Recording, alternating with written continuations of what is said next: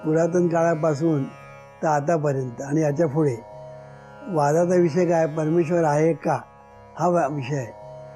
आणि मी नेहमी सांगतो, हा प्रश्न लोकांना पडतोच का, हा माझा प्रश्न आहे.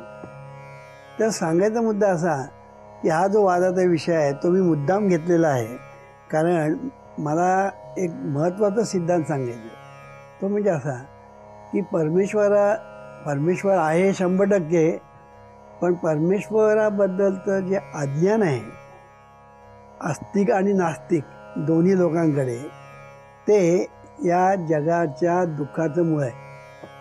हा आमचा सिद्धांत आहे. पुन्हा सांगतो की परमेश्वराबद्दलचं अज्ञान आस्तिक किंवा नास्तिक लोकांकडे जे आहे तेच या मानवजातीच्या दुःखाचं मूळ आहे.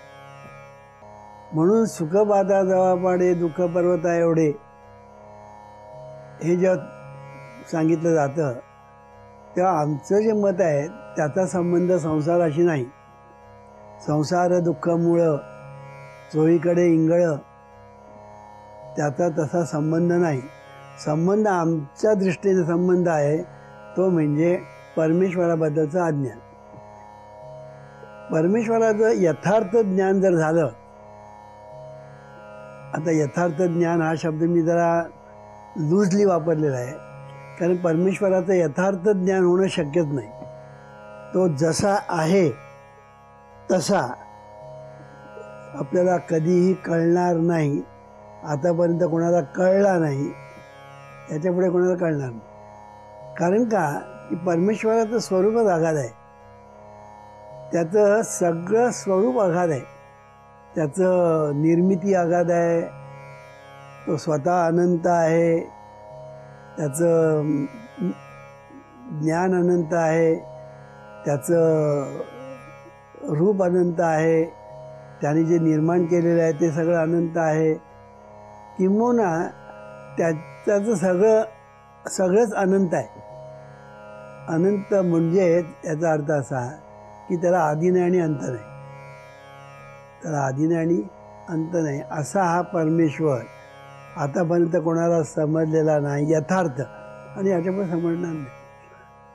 आपल्याला जे काही समजलेलं आहे ना, ते तेवढं जरी समजलं परमेश्वराबद्दल तरीसुद्धा हे जग सुखी होईल, हे मला म्हणायचं. मला असं म्हणायचं आहे की परमेश्वराबद्दलचं यथार्थ ज्ञान कोणालाही होणार नाही हे जरी खरं असलं तरी बरंचसं आपल्याला त्याच्याबद्दलचं जे ज्ञान होऊ शकतं ते ज्ञान लोकांना जर झालं तर हे जग सुखी व्हायला वेळ लागणार नाही.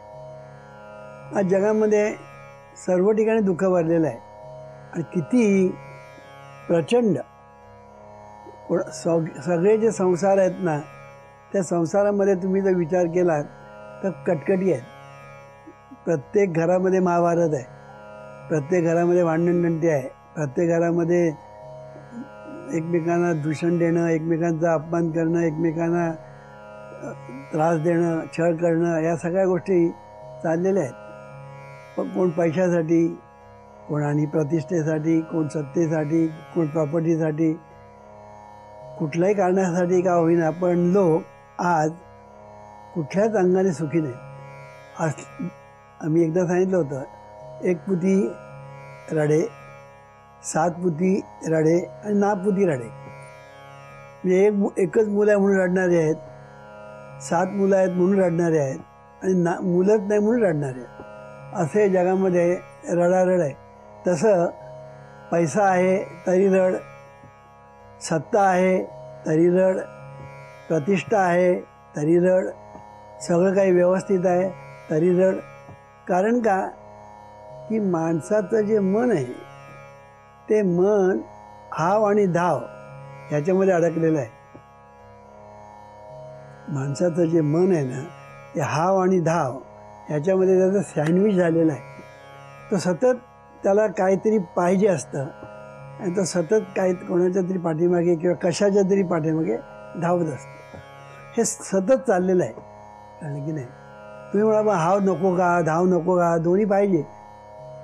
हाव नको आणि धाव नको असं नाही, कारण हाव नको म्हटलं तरी ती आहेच. कारण काम ज्याला आपण म्हणतो, काम म्हणजे कामना, इच्छा, वासना, अभिलाषा वगैरे वगैरे आपण त्याला अनेक नावं दिलेली आहेत. तर हे शेवटपर्यंत राहणार, कारण ती प्रेरणा आहे. कारण ती प्रेरणा आहे म्हणून हा राहणारच, ती कधी संपणार नाही. आणि धाव आपल्याला करायलाच पाहिजे. मग पोटासाठी असेल, आनंदासाठी असेल, कशासाठी असेल, म्हणजे आपली धाव ही सतत राहणार. पण किती, शेवटी थांबायचं कुठे, हा एक महत्त्वाचा प्रश्न आहे. म्हणून जीवनविद्येने या बाबतीत एक सिद्धांत मांडले की तुम्हाला जीवनामध्ये जे काही मिळालेलं आहे ना, त्याचा आनंद टिपायला लागा, टिपायला सुरुवात करा. आणि आपल्याला जे मिळालेलं नाही त्यासाठी प्रयत्नाला लागा. कळलं की नाही? मग दोन्ही ठिकाणी लागा. काय, आपल्याला जे काही मिळालेलं आहे त्यात आनंद टिपायला लागा, आणि आपल्याला जे मिळालेलं नाही त्यासाठी प्रयत्न करण्यासाठी लागा.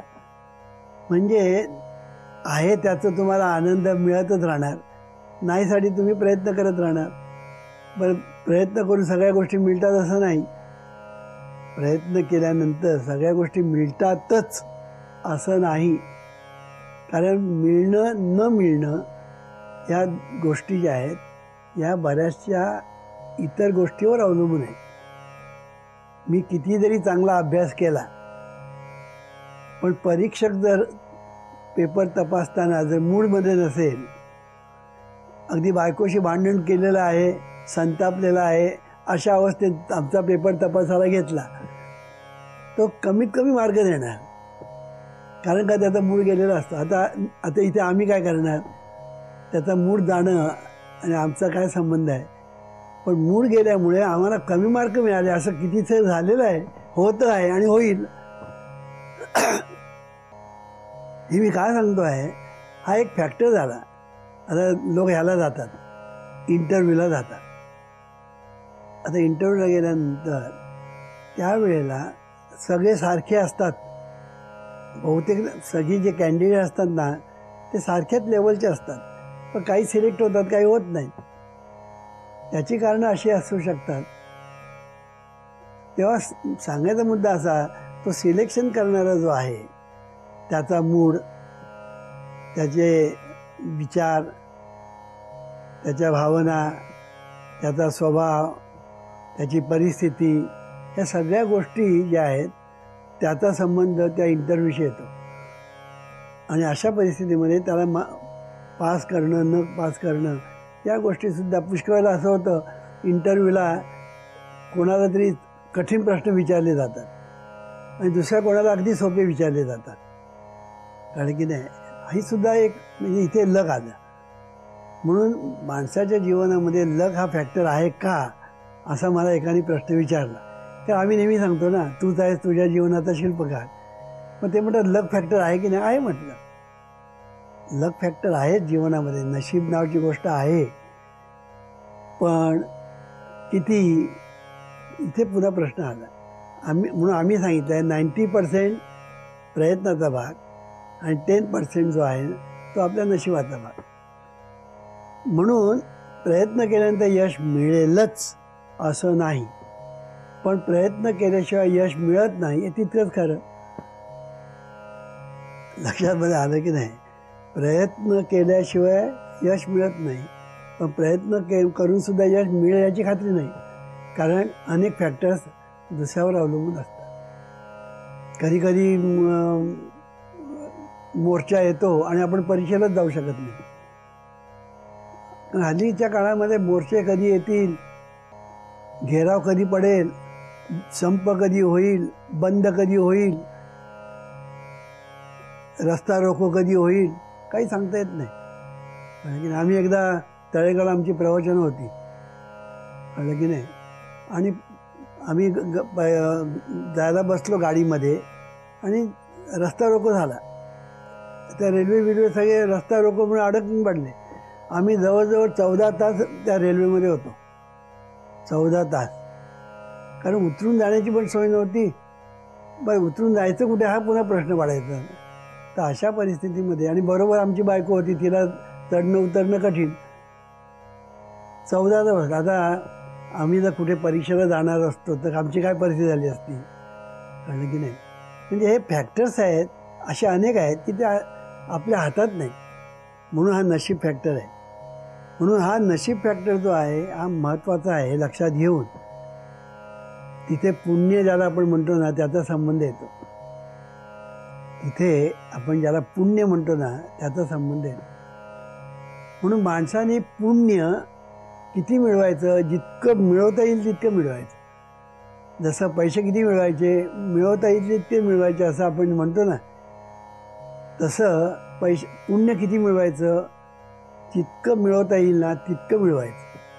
कारण जीवनामध्ये पैसा जितका उपयोगी पडतो त्यापेक्षा पुण्य अधिक उपयोगी पडतं. म्हणून पुण्याला पर्याय नाही, कळलं की नाही. म्हणून मगाशी म्हटल्याप्रमाणे जे 10% जो फॅक्टर आहे नशिबाचा, त्याच्यामध्ये सुद्धा जर आपलं पुण्य मोठं असेल, खूप असेल, तर तिथे सुद्धा आपल्याला यश मिळण्याची शक्यता असते. म्हणून जीवनामध्ये पुण्याला पर्याय नाही, पुण्य खूप मिळत राहिलं पाहिजे. आणि या सर्वांचा संबंध परमेश्वराकडे आहे. मला हे सांगायचं आहे की परमेश्वर हा जो विषय आहे ना, हा विषय मी मगाशी सांगितल्याप्रमाणे त्याच्याबद्दल अज्ञान किती प्रचंड आहे की ते अज्ञानच माणसाच्या दुःखाला कारणीभूत आहे. कारण परमेश्वर हा विषय असा आहे की त्याचा आपल्याला पावलोपावली संबंध येतो. पावलोपावली, क्षणोक्षणी, पावलोपावली क्षणोक्षणी आपल्याला त्याचा संबंध येत असतो. पण आपल्याला ते माहीत नसतं. आपल्याला ते माहीत नसतं की त्याचा आणि आपला संबंध एवढा घनिष्ठ आहे. म्हणून जीवनविद्येला हेच सांगायचं आहे की परमेश्वराबद्दलचं जे अज्ञान आहे ते माणसाच्या सर्व दुःखाला कारणीभूत होतं, कारण की नाही.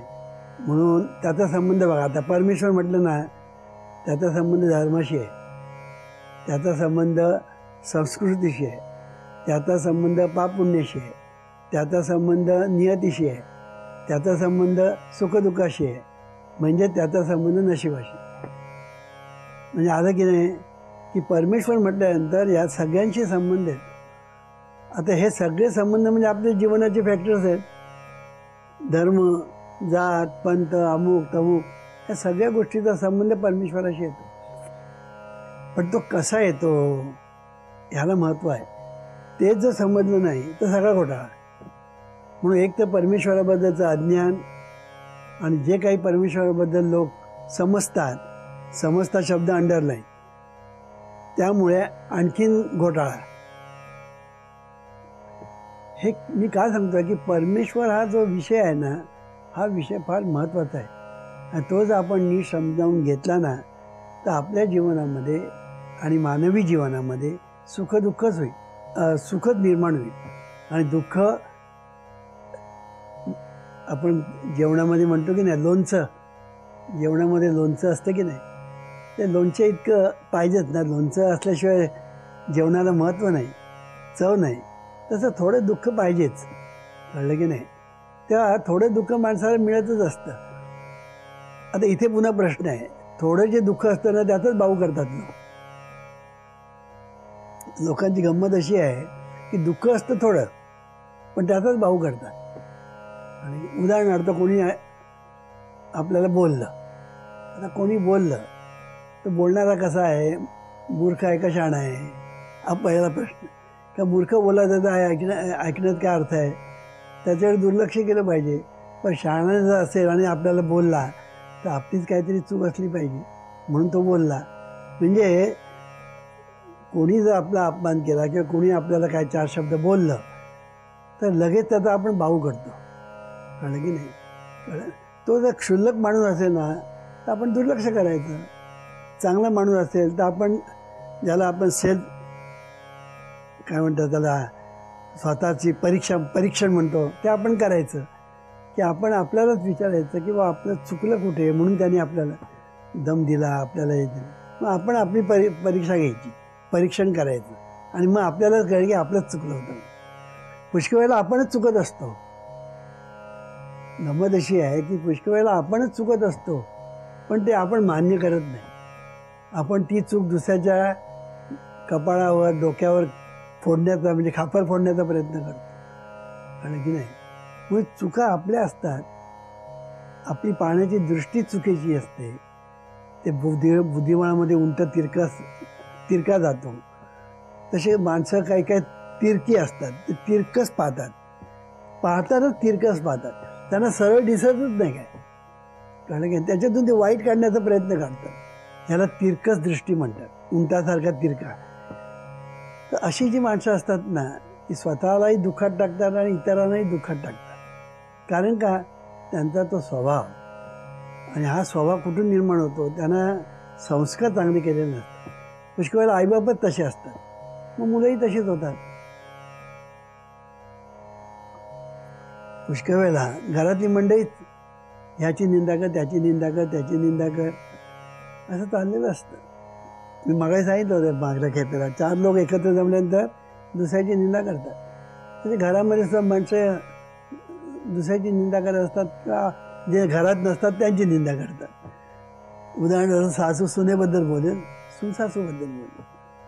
कळलं की नाही? घरात नसेल. ह्या गोष्टी का चालतात? याचं कारण एकच आहे की माणसाला परमेश्वराविषयी कळलेला नाही. परमेश्वराविषयी जर कळेल तर ह्या गोष्टी तो करणारच नाही. कळलं की नाही? कारण आपण जे करतो त्याच्यातून पाप किंवा पुण्य निर्माण होतं. एवढं लक्षात ठेवलं पाहिजे. मग पाप पुण्य कशाला म्हणतात? पाप त्यालाच म्हणतात की जे कर्म आपल्या आणि इतरांच्या दुःखाला कारणीभूत ठरतं ते पाप, आणि जे कर्म आपल्या आणि इतरांच्या सुखाला कारणीभूत ठरतं ते पुण्य. साधी व्याख्या आहे. पाप पुण्याबद्दल लोकांचे काय गैरसमज आहे? किती गैरसमज आहेत. तुम्ही ते धर्माच्या अधिष्ठानाखाली, जातीच्या, घराण्याच्या, किती ह्याच्याखाली कितीतरी आज लोकांचे पाप पुण्याबद्दल गैरसमज आहे. पण जीवनविद्येने सांगितलं इतकं सोपं सांगितलं. कळलं की नाही? आपल्या आणि इतरांच्या दुःखाला जे कर्म कारणीभूत ठरतं ते पाप, आणि आपल्या आणि इतरांच्या सुखाला जे कारणीभूत ठरतं ते पुण्य. किती सोपं आहे. म्हणून पुण्य करत राहते हे पुण्य. नंतर लोक म्हणतात पुण्य काय करत, मग पूजा करत बसू का 2-2 तास 4-4 तास? त्याने काय होणार? तीर्थयात्रा करू का? त्याने काय होणार? तू दुसऱ्यांना सुखी करण्याचा प्रयत्न कर. कारण की नाही, पुण्य किती अगणित. शुभ चिंतावे, शुभ इच्छावे, शुभ बोलावे, शुभ करावे. पुण्य अगणित, अगणित पुण्य. म्हणून हरिमुखे म्हणा, हरिमुखे म्हटलं नाही त्याचं कारण ते आहे की देवाचं नामस्मरण आपण करायला लागलो ना की विचार चांगले होतात, उच्चार चांगले होतात, आपल्या इच्छा चांगल्या होतात आणि आपल्या हातून चांगलं घडतं. म्हणून नामस्मरणाला महत्त्व आहे. देवाचं नामस्मरण करा म्हणता याचं कारण का तेच आहे. पण प्रामाणिकपणे केलं पाहिजे. नाहीतर लोक नामस्मरण करतात म्हणजे करायचं म्हणून करतात. करायचं म्हणून विधी म्हणून करतात. विधी म्हणून नाही, आवडीने भावे हरिनाम घेसी, तुझी चिंता द्यासी सर्व आहे. नको खेद करू कोणत्या गोष्टीचा, पती लक्ष्मीचा जाणत असे, असं म्हटलेलं आहे. हे मी का सांगतोय? परमेश्वराबद्दलचं अज्ञान हे मानव जातीच्या सर्व दुःखाचं मूळ आहे. हा जीवनविद्येचा स्पष्ट सिद्धांत आहे. आणि हे ज्ञान आपण करूनच घेत नाही. बरं, आपण सांगायला गेलो तर कोणी ऐकत नाहीत. म्हणजे कोणीच ऐकत नाही असं माझं म्हणणं नाही, पण बरेच लोक असे आहेत जे अंधश्रद्धेमध्ये, कर्मकांडामध्ये जे गुंतलेले लोक आहेत ना, त्यांना तुम्ही सांगायला जर गेलात ना ते ऐकत नाहीत. हो, कारण की नाही, म्हणजे मी आता प्रवचन करतो त्या लोक ऐकतात तो भाग वेगळी, पण एरवी तुम्ही कोणाला सांगायला जा ते ऐकत नाहीत. ते कारण आम्ही करतो ते बरोबर आहे. कारण की नाही, आम्ही करतो ते बरोबर आहे असं नाही. पण सांगायचा मुद्दा असा की हे बरोबर नसतं. हे त्यांना कधी कळणार? शेवटी.